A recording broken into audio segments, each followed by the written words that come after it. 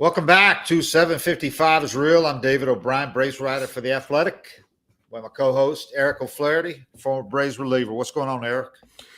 Oh, I'm thinking about that throw Paul Bird posted, the throw Acuna made yesterday during batting practice. Did you see that? I didn't see it. He's on the right field line, and with no crow hop, throws a ball 20 rows deep down the left field line into the bleachers. I mean, he just flicks it. Really? Yeah. I gotta have Birdie show me that on his phone today when we get to the ballpark. I didn't see it. It's insane. It just reminds me, I talk to people all the time, and they're like, what were your favorite things about pro ball? And I always say things like that. Like, you're just around these dudes. Freaks of nature. That are just so special. They can just do things that you could never dream of. Because, I mean, if I went full crow hop and threw it as hard as I possibly could, I might be able to scrape the wall and get it over that fence in left field. Yeah. Maybe on my best day. And he's just dicking around and just flicks a ball with no crow hop 20 rows deep. I mean, he's not even trying, I mean, he's just playing around. Those are the things, though, that just, you go into pro ball and they teach you how to be jealous, because there's just special people in pro ball. I can't believe Birdie didn't show me that, man. Damn. I probably got it right here. But while I'm thinking about this, if you're watching us on YouTube, then make sure to check out our sponsors in the description. Speaking of, see that? Yeah, here we go. I can't really make it out. I see what he's doing, but oh yeah, oh my God, wow. He just wow. He puts the effort level in that a position player pitching puts into it, and throws that 45-mile-an-hour throw. Yeah. He throws about 370 feet. Speaking of freaks and guys who can do some ridiculous things, Spencer Strider last night, man. We say a lot, it's kind of a cliche that, the stats don't indicate how good he was, but this truly was one of those pitching lines where if you did not see the game, you had no idea, you probably poo-poo what we're about to say and go, yeah, you are what your record says you are, blah, blah, blah. No, the performance last night that Spencer Strider had was in no way indicative or indicated by his final line, which was 5 earned runs in 4 1/3 innings in his first major league start. Because he was damn impressive, man. And he had a couple of plays go against him, errors and miscues by the Braves defense that literally could have cost him all of those runs. 5, yeah. He could have got out of it with nothing. Yeah. Before we talk about anything else with him, not his 99-mile-an-hour velocity, he was taken into the 5th inning after not throwing more than 50 pitches for a month, basically, or 4 weeks. But the changeup that he unveiled last night. I mean, we talked about his third pitch, but we've barely seen it as a reliever. Yeah. Turns out that's what he worked on all offseason, because he knew if he was going to start this year, he was going to need a third pitch. So this kid, who's a really mature kid and really, as he says, methodical and is all about the process, and he's a workaholic. But this is all he did in the offseason was work on this changeup. And last night when he needed to use it, he breaks it out. Darno saw it in the bullpen, saw it was pretty good, and he called it first inning. It was really good, and he said, "Hey, let's use this." And he said the kid kept shaking him off to it. So Strider kept shaking it to it. So he ends up throwing more changeups last night, like 16, than he had thrown in all of his relief appearances combined, almost twice as many as he'd thrown in all his relief appearances. That's it's like you work on it in the pen, but it's different to actually throwing it in the game. I always worked on a changeup and mixed it in. You throw your bullpen, even when you're in the pen, you'll throw like 5 or 6 during your bullpen, a 30-pitch pen. But then you get into the game and things change, and it's got to be good, and you have to locate it. And so for him to shake to it he has a third pitch, is what that tells me. Like, if he's confident enough with it where he wants to throw it, because every time I got a changeup called, I was like, oh, shit. And I just yank it and throw it in the dirt and not want to get hurt on it. And I never had the confidence to take it in a game. And that's probably the difference, as a reliever. Yeah. He can't lose on his third best pitch. And his fastball's so good, he doesn't need it. But as a starter, knowing he needed that, to be able to take it in and it's kind of like, maybe he's not perfect with it. Like the first strikeout he got on it, he yanked it across the plate, but it was still 10 miles an hour slower than his fastball and completely buckled the hitter for a strikeout. And then I think he got more and more comfortable with it as the game went on. But I mean, if you didn't tell me that, I would have thought that's just, part of his arsenal. Like he's always thrown one. Yeah. Yeah. I mean, and it's so atypical for a guy like him, a young guy who can throw 100 miles an hour and has a second pitch that's really good, that slider. It's so unlike most of these guys who have such a, or that macho, that testosterone going. Here's a guy who wants to go to his third pitch now that he gets a chance to start, wants to use it, and knows that. I mean, he could always fall back and just throw fastballs all day and see how long he could go, 3 or 4 innings. But instead, he tried to go out, and also in his mind, he also went out and didn't go at it like he did in a relief appearance. Come in hot, he said. I tried to go and make sure I didn't go out hot like I do in a relief appearance. So pacing himself in effect, but still throwing 99, but not throwing 100, 101. He was throwing 97 to 99, a couple of 96 eights or whatever. So I just thought he really went about it well. And to me, he looked like a starting pitcher last night. And if Marcell Ozuna catches that ball with 2 out, bloop hit to left field. That wasn't even a bloop. It was a fly ball. It was a pop fly to shallow left field. He comes in and makes this really awkward sliding attempt. One of those, a lot of guys do those sliding attempts. I don't know why they do them, but if he gets a good read on it, or if he just gets, if he has good speed trying to get to it, he catches it with his glove down, just on the run, just catches the ball. A really good left fielder with great speed probably gets under it, but he goes. Most catch it. Most left fielders. And it didn't even hit his glove, so he gets a double out of that. Next guy comes up.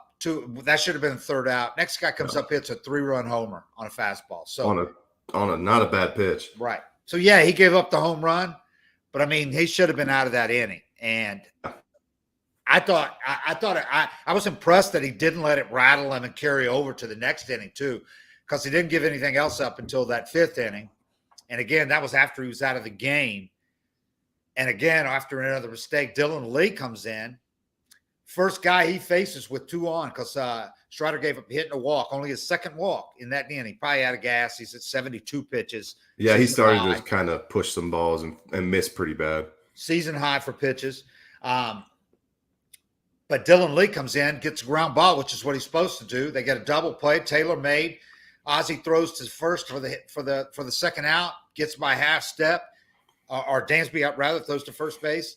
And Olsen inexplicably puts the glove out, reaches out, and before he hurried it, tried to catch it before it was there. And we've seen this before this year with him for the 3rd time, at least that I remember. He doesn't catch it. So the guy's safe at first base. And guy follows that with a 2-run double. Marte follows that with a line drive 2-run double to center. So 2 more runs on Strider's ledger. And so it's legitimately he could have got out of this start with no runs allowed. It seems like, in baseball, anytime you let the other team play with house money, it comes back to hurt you. The ball the only thing I could say for Ozuna is it is a huge outfield, so he might have had to run a long way, but I mean, 99% of left fielders catch that ball. And so that's why you really can't. I mean, you can't grade Strider's start at all on the earned runs and the numbers, because he honestly should have gone probably 5 full innings and no runs. Right. And the Braves didn't grade him on that. Snitzer said they won't. No, awesome. Snit said he was awesome. That's the beauty of baseball. If you get good people that really know how to analyze a start, he's going to get another start now. They're not going to look at it and say, "Oh, he gave up 5 runs. Let's come back to the pen where he's safe." They saw how he threw the ball, and he's going to get another start. Yeah, they think he could be that 5th guy. They haven't gotten anything out of the 5th spot this year. Those guys are the guys outside of the quartet, the main 4 guys. The guys outside of them have gone 2-10 with a high ERA, but they think that Strider can be the guy. And now that Jackson Stevens has stepped up into that role and has given them something. And also the guy they brought up from AAA pitched a good inning last night. He kind of grinded through it, gave up a double, but he got through it scoreless. And he's had 20 strikeouts and 1 walk this year in AAA. He looked good. 27-year-old guy who's pitched foreign, pitched in Mexico. pitched in foreign leagues, and he could step up into some role into some of pick up some of that. But really, Stevens, his development has kind of persuaded them to. And Matzik is making progress. Not throwing yet, but making a lot of progress, feeling better. So if they can get him back, but they're going to let. I think they think Strider can be that guy for the fifth spot, kind of on a semi-permanent basis now, and see. But next time out, Snit said he might be able to go 85, 90 pitches. Yeah. So they're going to get him stretched back out as doing starts rather than, having him go down to AAA or something and get stretched out. Well, I think, too, with the starters, you're looking at a lineup getting multiple looks at you. And so if you had doubt about Strider, it'd be right. What's going to happen that second time through the lineup when they've seen his heater?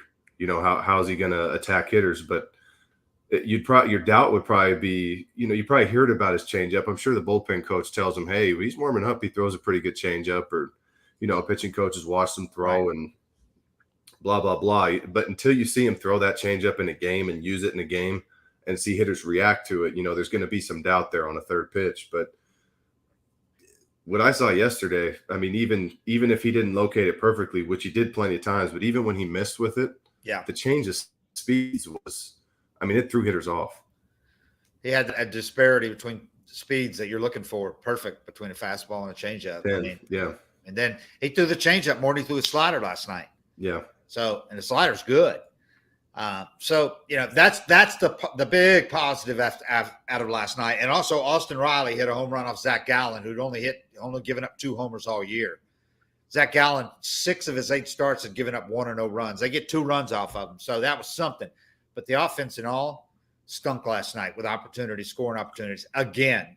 And it's become a real problem with this team. I mean, I know, that could change. And last year's team also started out pretty bad with runners in scoring position, but they ended up being a great team with runners in scoring position last year. And right now, this team's about as bad as it gets. 0 for 10 last night with runners in scoring position and a 6-2 loss at Arizona to start this road trip. Well, I think it's one of those things that, you always hear that teams that hit so well, a lot of the stats guys like to say it's just luck. And, the RBI is not a real stat or not a clutch stat, but I think it's a team mindset. And I think you can just see guys pressing and trying to do a little too much. And you could see them feeling the pressure when they get in those situations. And it's kind of like, as that goes on, guys try harder and harder. Think about it. I don't think this team can't do it. I think it's just going to take one guy kind of stepping up and getting those big knocks consistently and taking the pressure off the rest of the group. And then I think they can do it. We've seen them feed off of it, the cliche that it's contagious. We've seen them have a couple of really big innings, like the one against the Mets up in New York. And they had the one in Atlanta on the last homestand, I think, with 7 runs. So we've seen him do it a couple of times, but those are the exceptions, the glaring exceptions to this year when it's just been, they get so many times they get a runner or 2 on base with none out. 3 straight guys pop out, ground out, strike out, and they don't get the guy in, or they don't even fail to even advance it. So and they did that last night again when Olsen had a double, gets on base with none out, and they don't even advance it. So it's a problem, man. It's the numbers are getting downright scary with runners in scoring position. After last night, 0 for 10 runners in scoring position. The Braves have a .290 on-base percentage with runners in scoring position. It's tied with Pittsburgh for last in the majors. Last. They are 26 with a .641 OPS with runners in scoring position. That's after leading the majors last year with an .822 OPS with runners in scoring position. That's not just luck, Right. That's not just a roll of the dice. We're over a quarter. We're almost 50 games into the season. It's almost a third of the season. No, somebody just has to step up, and this stuff really is contagious because it's not necessarily like, he got a hit, so I'm going to get one too. But you take the pressure off the other guys. Yeah. Like if you're building a trend of getting these big hits, then when that situation comes up in the second inning, you're not looking at it like I have to get it done here. So then there's less pressure. You still just put together a quality at bat. If you get out, you get out. Because a teammate, somebody's going to pick it up. But when the whole team's really struggling with it, each guy thinks they have to be the guy. And when you're trying to be the guy and trying to be the hero, You're more likely to chase pitches. Like I saw Bryce Harper come up in a huge situation yesterday. And it was, I think it was bottom 9 tie game and nobody on base, 1 out. And I just said to myself, he's not getting shit to hit here. But I know he wants to be a hero. And I'm just talking about the hero mindset in general. But first pitch breaking ball, he swings because he wants to do something. He wants to do damage. And I'm like, all right, you're getting another one of those. He gets another breaking ball, swings again. And so then the pitcher's mindset there is if he wants to walk, he can walk. Like, we're not letting this guy hit a walk-off homer here. So they throw 2 breaking balls below the zone. Then they throw a fastball, gets 3 feet above the plate, and he fouls that off. And it's like, you can tell he's in this mode of trying to do it himself instead of taking what they give him. Yeah. And then the next pitch is a breaking ball and he swings and misses. So he goes up and just hacks, right? But I know that when he comes up as a pitcher, I know Harper's that guy that wants to be a hero. And so you just kind of bait him. And it's the mindset is if he wants to chase my bullshit, he can. Otherwise I'll just walk him, but he's not beating me. And so that same mindset of I have to do it, it's got to be me, and not having confidence in the guys behind you and trying to step up, it just allows pitchers to kind of just bait you into swinging at pitches and chasing pitches. You don't really want to be chasing. And it's the same thing. You get a runner on first or a runner on second, you're trying to hit a double instead of just hit a single and keep the line moving. So I think, guys just have to somebody's got to step up and get the big knock, but somebody's just got to break the seal. Yeah. And they got to take what the pitchers give them. I think Harper might be more susceptible to that right now than ever because he's only DHing. So he can't, he's sitting there thinking about that next AB, and they're struggling, So and those are things you think about as a pitcher. When I see him walk up, every time I see him come up, I'm like, he's not trying to get an inning started here. He's trying to end the game. And so you pitch accordingly. Snit last night on Strider said he was awesome. Yeah. Strider had a 2.22 ERA coming in and 11 relief appearances, was tied for second most strikeouts with Edwin Diaz, second most by reliever with 37 and 24 and a third innings. So, he was thriving in that multi-inning relief role. But obviously the Braves think that they badly need somebody to step up in that 5th spot. So instead, like Tucker Davidson can get it straightened out down AAA and show that he can not walk a guy in the inning, have as many walks as strikeouts. He could be that guy if he just cut down the walks. But Tucker Davidson's walking too many guys. So Strider could be an ace type guy. You don't know. Long term, they see him as especially if this is his 3rd pitch. If he's got 3 pitches, this is a guy too valuable to use in a relief, probably. Yeah, and he didn't get gun shy after he gave up a homer. Right. And he kept challenging guys, which is a good sign too. Snit said he's handled everything we've thrown at him and more. I've been so impressed with this young man.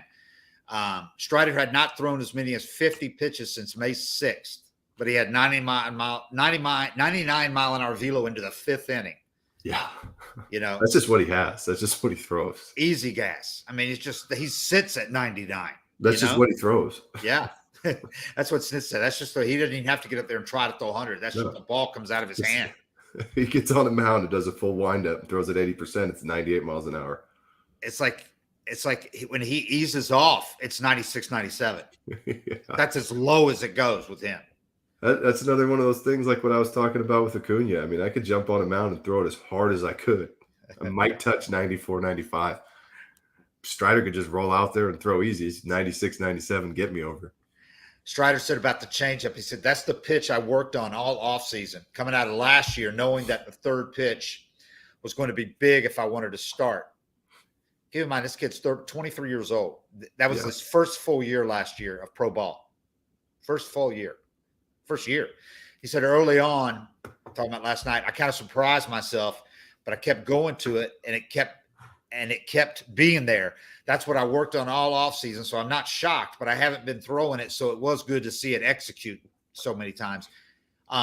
He threw 51 strikes and 72 pitches, 7 strikeouts, 4 hits, 2 walks. One of the walks was the last guy he faced. Snit said just a couple of tough plays there. He could very easily have been out of there with no runs.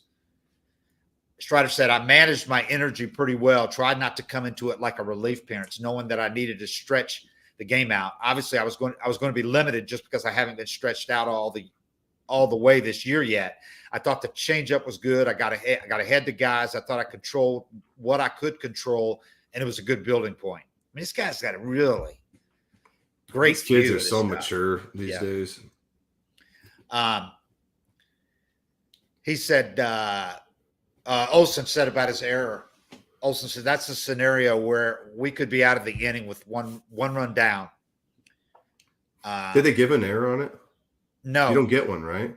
They don't. But it's so that double stupid play thing. But I don't understand because I think scorers can do that, give them an error, but nobody does. They go by that rule, which I don't know if it's actually a rule or not, which says you can't assume a double play. That's the scorers. That's what they go by. It's kind of like scorers that won't give an error to an outfielder if the ball misses. If he don't touch it, if he don't touch it, or if they lose the ball in the sun, sun's part of the game. You can't just always.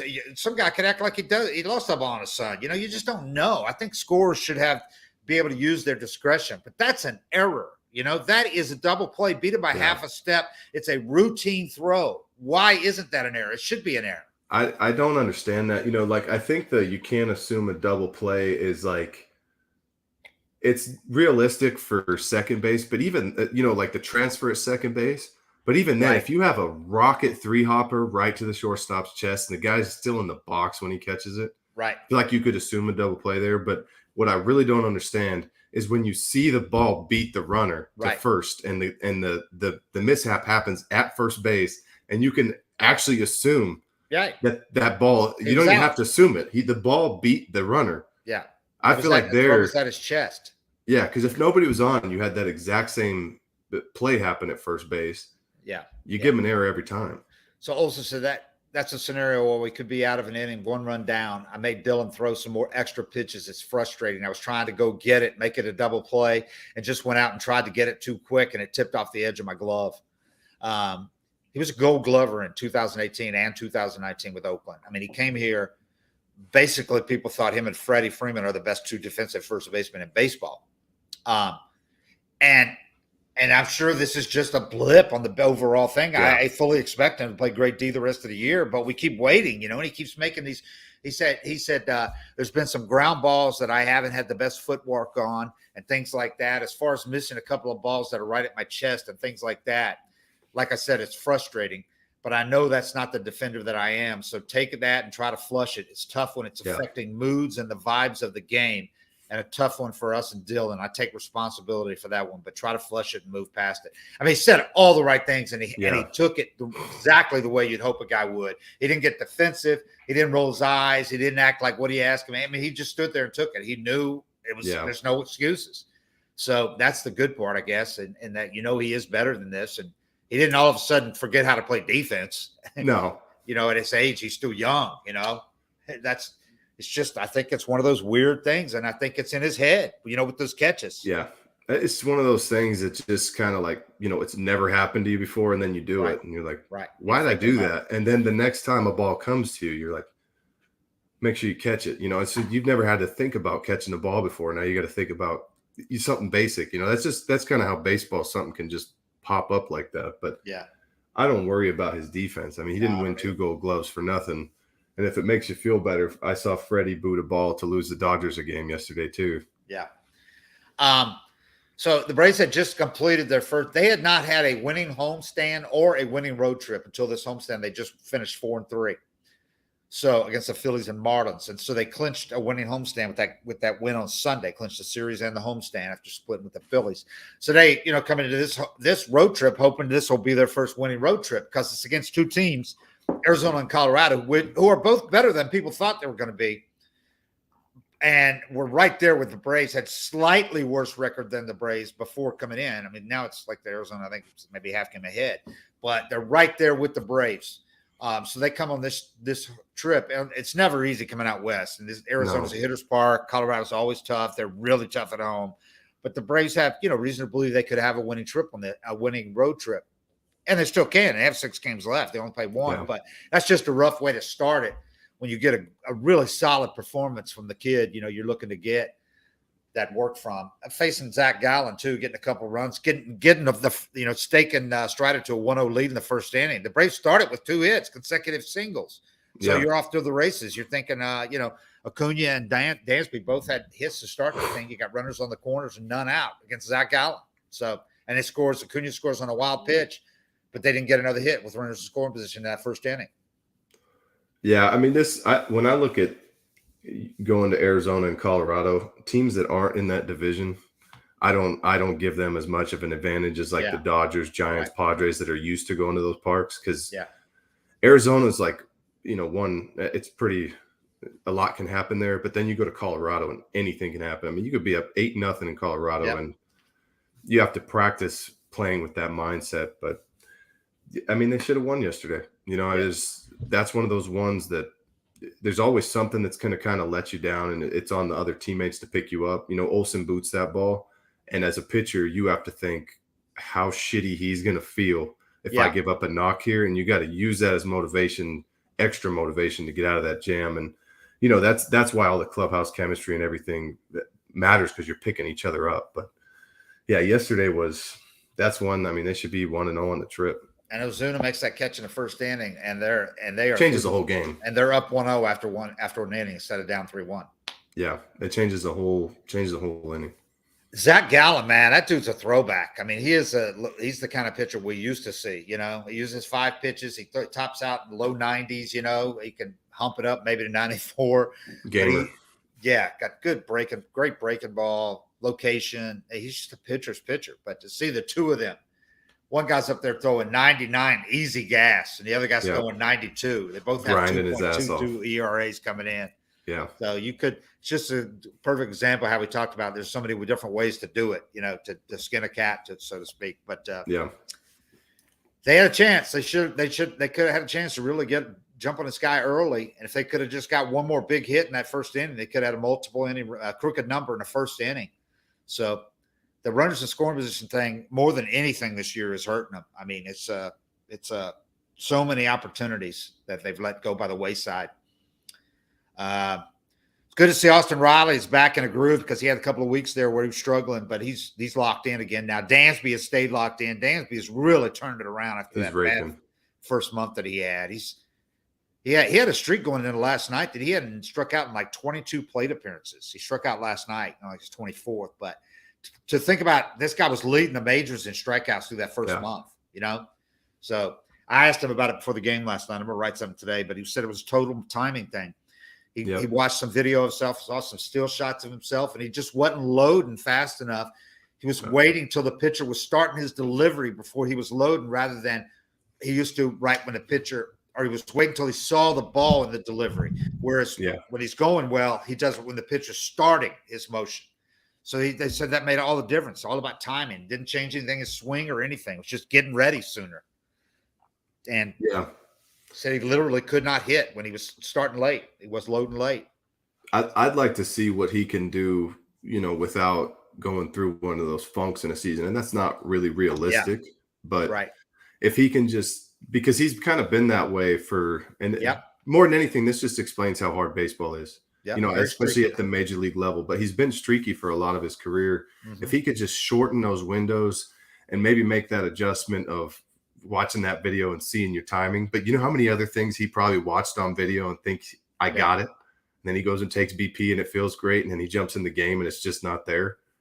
I mean, you got to eliminate a lot of things. But as you get more time, if he could shorten those windows of being like just way off and helpless at the plate. Yeah, he said, it's funny because he said, that's kind of the way I've been in my career. He goes, when it's going good, 350. I'm great. And when it's bad, it's pretty bad. Yeah. It's funny because you have so many guys watching him, great hitting minds watching him, whether it's the hitting coaches, whether it's Chipper, whether it's Brumley is, whoever helps him out. Not Brumley now, but probably not Chipper now, but guys watching. And Chipper's still watching, can still send him a text, whatever. But guys are watching him. He's watching video every day. You can't get out of this funk. And then he said another guy that he really trusts that knows his swing, one of the hitting coaches he's worked with, sent him a couple of still shots and said, look, you're not loading soon enough. And like a light went off. He went, Jesus, man, how did I miss that? After doing it for a month. because it's this big, I mean, Yeah. that's, I had a buddy, we were doing like some workouts with our kids in Little League, and he asked me if I could watch his son throw, and his son flies open and pushes the ball. And I'm like, watch where his foot lands, and he's like 35 degrees open. Right. So, my buddy's like, wow, you've really got this down. You think you could be a major league pitching coach? So I'm like, hold on. The major league pitching coach, like these guys are 0.5 degrees open or 0.5 degrees closed, and it's costing them 6 runs. It's the things that are wrong and that you're trying to fix in a major league season, and with guys that are playing at that high of a skill level, you almost have to get lucky. I mean, you have to look for stuff, but that's why it took 3 or 4 guys guessing at what's wrong with Dansby, because to the naked eye, to somebody inexperienced picking that out, nobody'd ever find it. Like, it looks exactly the same. And then one coach sees this one thing, and even then you see it, and you got to try it, and it's got to feel good, and then you got to take it into the game, and it works. And then you're telling the media, hey, I've made this adjustment. And it's like, everyone wants to know, why didn't you just look at that video day one and get better right away? But he probably tried 40 things up to this point before that one clicked. That's what he said. He goes, I know people are going to hear that or read it and go about his timing and go, yeah, duh.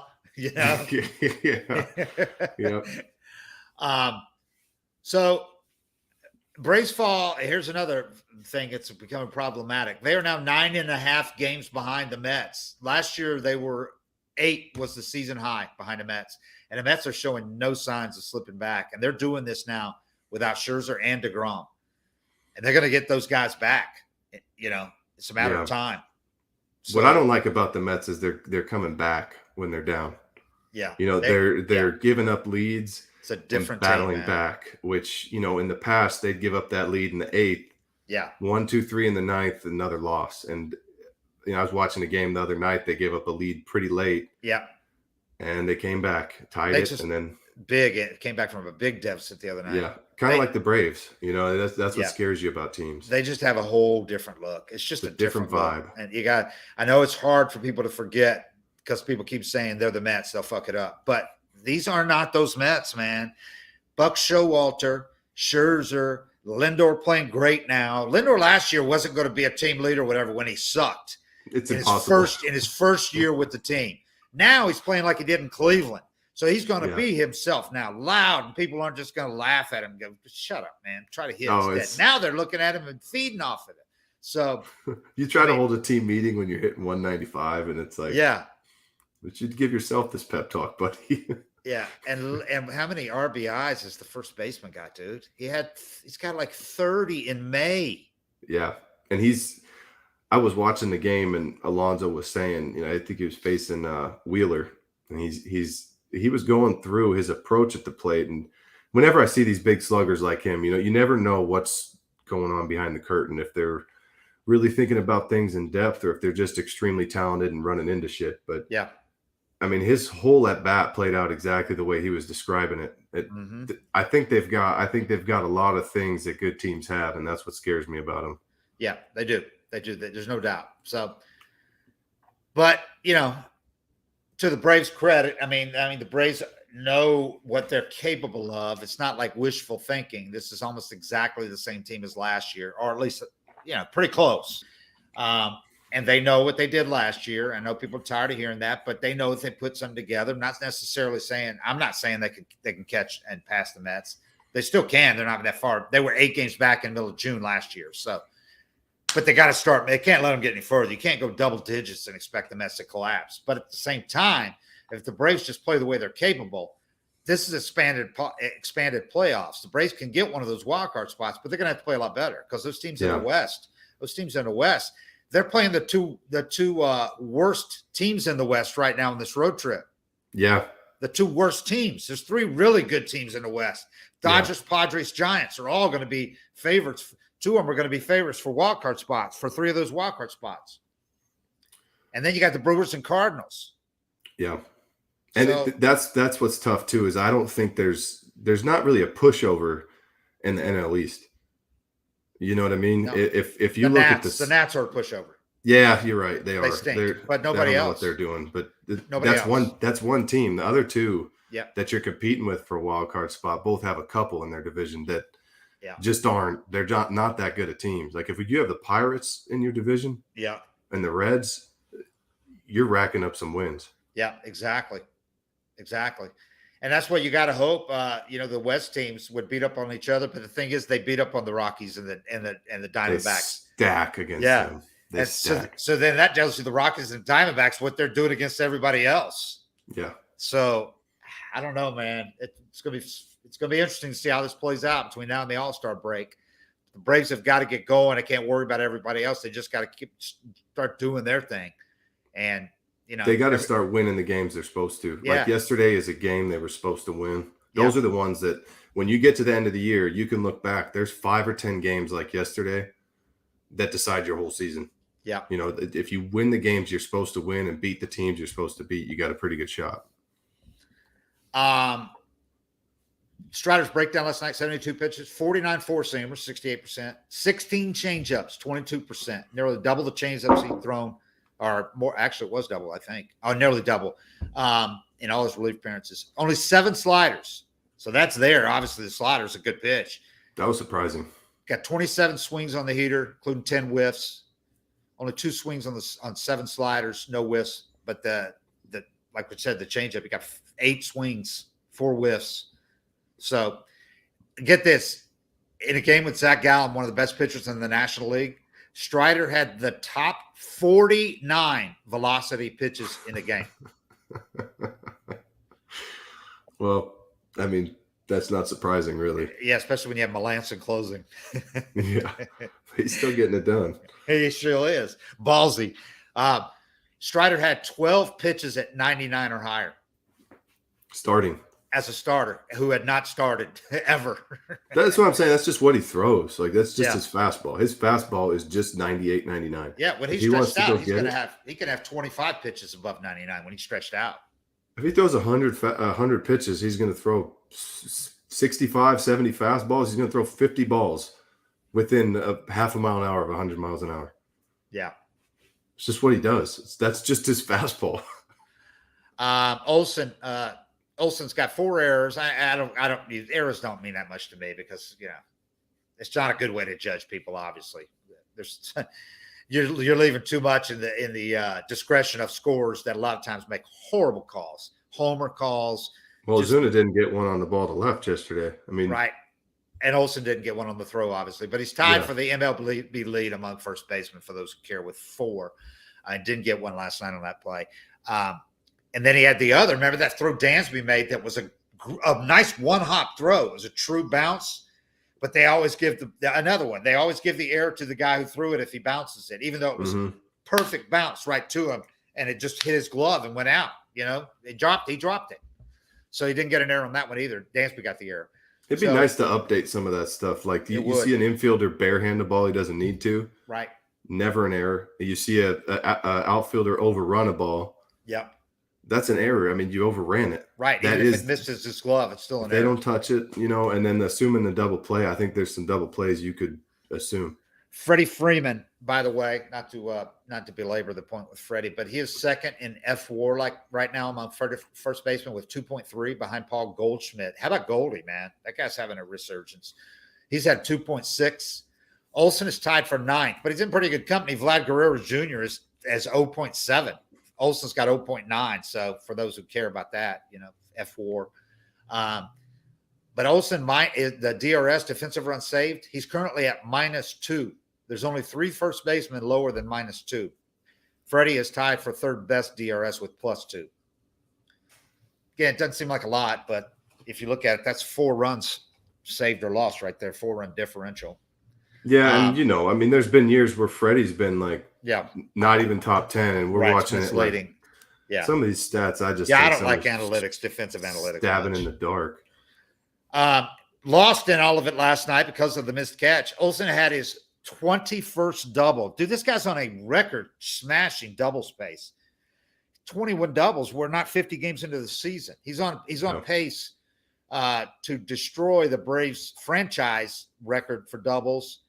He's first guy to ever have 20 in May. He's got 21 now. Marcus Joss had 19. B-Mac had 19 in 2008. He's on pace for 69 doubles, which would, again, wrecked the franchise record of 51 by Hugh Duffy in 1894, and the Atlanta era record is only 49 by Marcus in 2003. So here's another ugly one, though. Weird.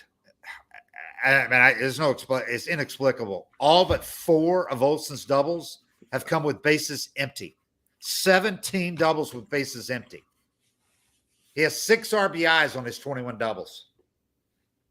So that's one of those things, though. I think you go to a new team and you want to make an impact. I mean, I don't think that last. He'll eventually start getting hits in big situations, but those are one of those things that Look at what Lindor did last year going to New York. Yeah, exactly. And look at him this year. Real fast, Michael Harris. We didn't even get into this. Hey, DOB, real quick, before we dig into Harris, can we just chime in with some ads real fast? Oh, yeah, I forgot you had ads. Yeah, go ahead. And then we'll just do a quickie on Harris before we cut out of here. Sounds good. We have Roman T support. Testosterone is an important part of a man's body and health, so it's important to start supporting it early. Dietary supplements are a way to aid your body's natural functions. If you feel like diet and exercise are not enough, Roman T support is meant to help men maintain their body's natural testosterone production. Roman T support is a proprietary supplement formulated by Roman's in-house doctors. You can't find this blend anywhere else. It has nutrients like magnesium, vitamin D3, zinc, everything that promotes a healthy testosterone level. If you go to getroman.com/755 today, you can get $15 off your first order of Roman T support. Again, getroman.com/755 today. Get $15 off your first order of Roman T support. And also MLB Sunday Leadoff on Peacock. Watch exclusive baseball games every week with MLB Sunday Leadoff. All games are available nationwide with no local market blackouts, so you can swing into the action wherever you are, no matter what. And another home run, when you subscribe to Peacock, you'll get access to live sports like Sunday Night Football, Premier League, golf, and WWE, plus hit movies and shows. Download the Peacock app to take the game on the go or kick back and stream on your favorite devices.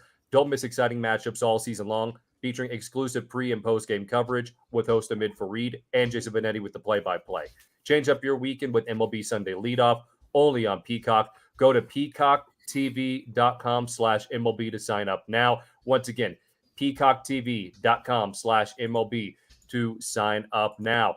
Hey, Father's Day, right around the corner. Dad's Want Steak package is available on omahasteak.com. It's a little gift-giving wisdom from Omaha Steaks. Dads want steaks, and all you have to do is visit omahasteaks.com and use our promo code 755REAL in the search bar on the website and order the Dads Want Steaks package for just $99. This limited time package includes 16 mouth-watering entrees your dad's going to love, like smoky, tender bacon wrap filet mignons, gourmet jumbo franks, air-chilled boneless chicken breasts, and so much more. And get this, when you order using our promo code 755REAL, which you can enter in the search bar at omahasteaks.com, you'll also get 8 free Omaha Steaks burgers. They are bigger and better than ever. They are a whopping 6 ounces.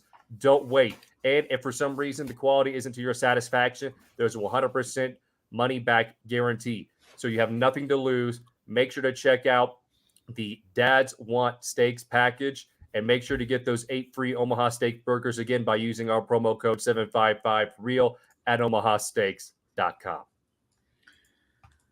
Yeah, man, I can't believe we talked all this way without even getting into the biggest story for the Braves this week, which was Michael Harris. I mean, we talked about how we could see him called up midseason if they had injuries or whatever or need, or September if nothing else. Well, they called him up midseason. They called him up 50 games, less than 50 games in, because they had a real need.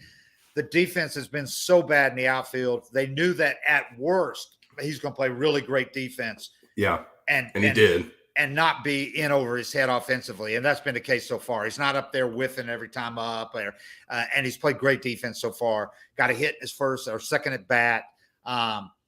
This kid's a real deal. He's a 5-tool player, no doubt, 5-tool player. He's going to be a 25 home run guy or more down the line because he hits the ball hard. And it's just a matter of learning to elevate a little better. He doesn't do that. He's got a line drive swing. You don't want to fuck with his swing. I mean, he's line drives everywhere. And all the intangibles, great kid, smart kid, works his ass off, great body, strong. no doubt this guy's going to be a superstar, I think, in the long term. And now when you get Acuna, because right now they're still doing the Acuna thing, he's not played on the turf here. He hadn't played on artificial turf in the outfield, but they're gonna break that thing. Thank goodness, because I think that's kind of silly. This turf is not like AstroTurf. It's not hard. There's no reason Acuna can't play on this. And I think he's going to play the outfield today, if not today, tomorrow. So then I think once you see Acuna and him in the outfield together, it's going to be pretty special. And then Duvall in left field. Duvall in left field is fine. He's a good left fielder, a corner outfielder. I just don't think he's a real center fielder. But he's on his own. Right. And I think in a corner, I think Duvall can be really good. Really good, yeah. Especially not – I mean, you have those other two guys to your left. Right. You don't have to cover much range at all. Yeah, and him and Acuna, those are two great arms, great speed, great range. So, but I just think Harris is going to be – I'm glad to see him up. Will he be sent down? There's a good chance that could happen, but almost everybody gets sent down at some point, Yeah. He's going to come up. I would imagine he's going to go on a spurt here and rake for a few weeks, and then teams will probably make an adjustment, figure out something he needs, and then he has to go back down and figure out something. That happens. If it does happen, it's not a bad thing, because it happens. Mike Trout got sent down. Yeah. People forget. Most guys do get sent down at some point. Hopefully it doesn't happen to him, and maybe it won't, because he's a really smart kid. But he's here now, and they're going to give him every opportunity to stay. And they didn't bring him up, as a quick fix. If they didn't think he was ready to handle it, they wouldn't have brought him up. Well, I think the only way he gets sent down is if he's hitting under 200 or something like that. If it's really, really ugly, we're like, this is hurting his long-term confidence and development. But if he's hitting 250 and playing like that in center field, I don't send him down. I let him learn up there. Especially if Duvall doesn't catch fire, because if Duvall doesn't catch fire, when Rosario comes back, Rosario is going to replace Duvall. He's not going to replace Michael Harris. Yeah. And Rosario's still a ways away. He's still probably 2 months away, a month to 2 months away. So you can't count on that. You don't know what you're going to get after he had laser surgery this year. You hope he comes back and he can really help the Braves down the stretch, in which case you got a nice outfield problem to have, And you still got Contreras. You can play it there if you have to, but they don't want to do that, obviously. Right. They'd rather be able to, Ozuna, once you get another outfielder, Ozuna is going to go to DH where he belongs. People forget, if Rosario was healthy, Ozuna would not have been out there in left field to make that play yesterday. He'd be DHing every night. Yeah, I was impressed with Harris. I could tell he's a little anxious his first at bat. He swung at everything. Those three changeups he swung. That's pretty normal. But the first fly ball I saw get hit to him was the one I was watching, and he just coasted under it and caught it nonchalant, like I belong here. Right. Because you see guys when they come up that their mannerisms change and they look tense even on a basic fly ball. And then the catch he made laying out, he almost overran that thing. He got such a good jump. Yeah. And for me, if he can play defense like we've seen so far and just hold his own at the plate, that's a guy you could put in the 9-hole, get on base in front of Acuna. Then you have him and Acuna's speed on base at the same time. Another guy that could be on base for Olsen.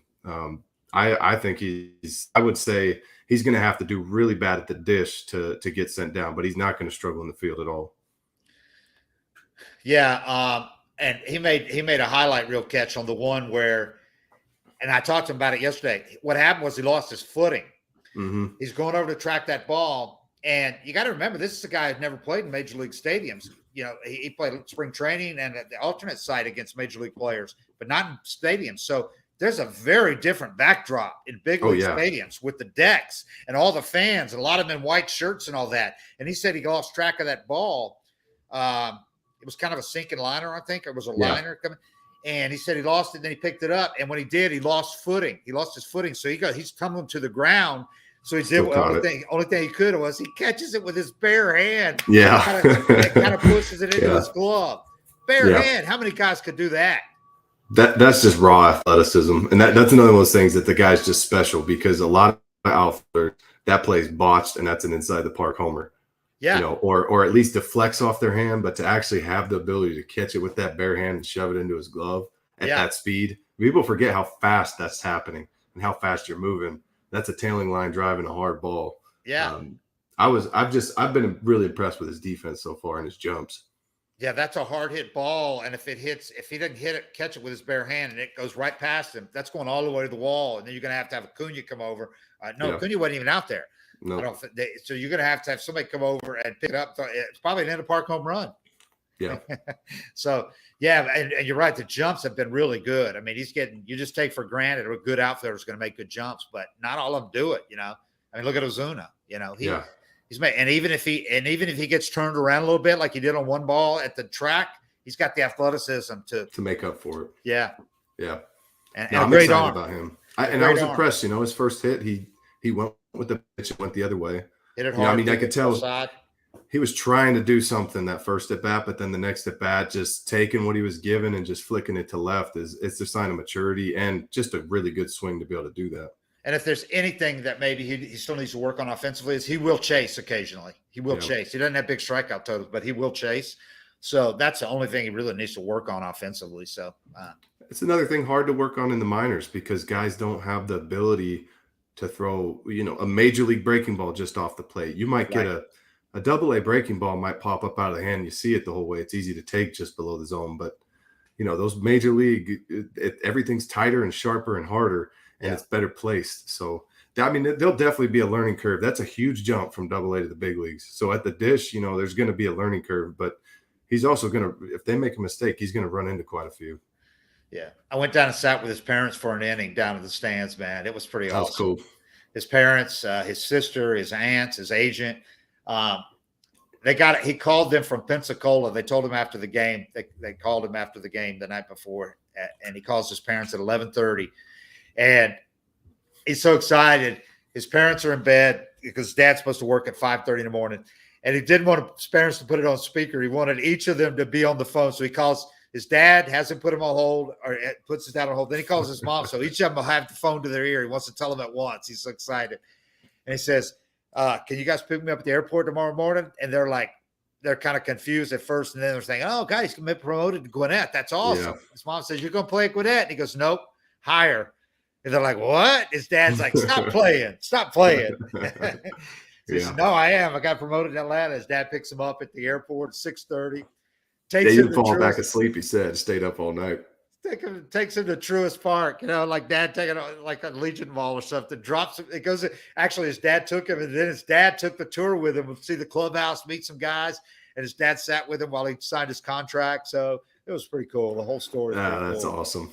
Yeah, I didn't have any family at my major league debut because it was out in Oakland. But those are things that you'll just never forget, and it's always cool. That's the benefit of being a hometown guy too, is you might have a chance to have your dad pick you up and take you to the field.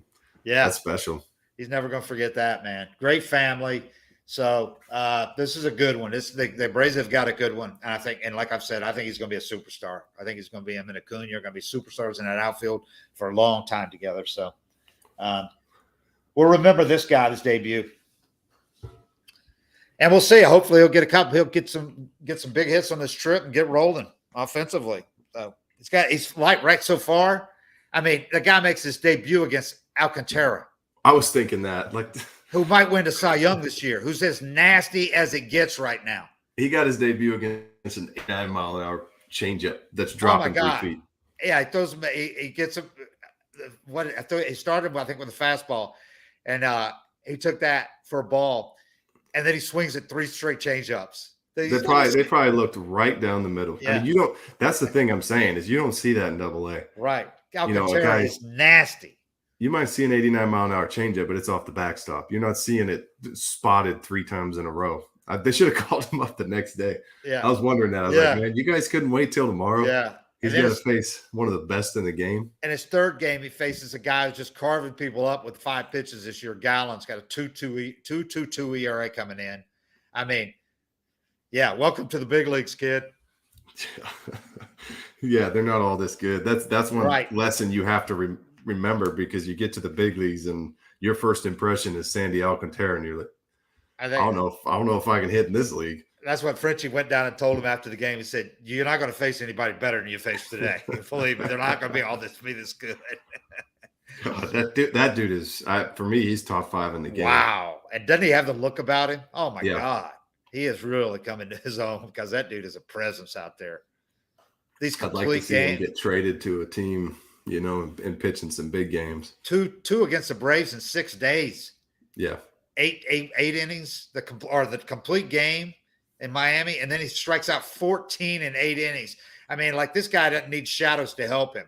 But he gets the shadows at 4:00. They had no chance against that guy.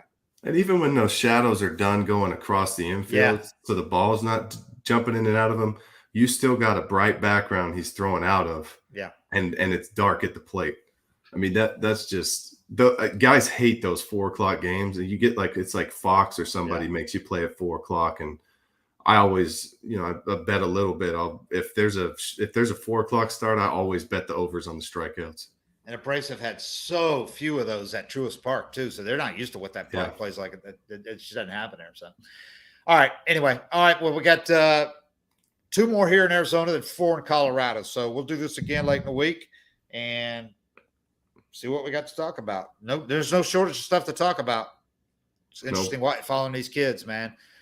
Just waiting for the Braves to put it together, make this stuff interesting. All right. 7:55 is real. We are out. Thanks, everybody. Yep.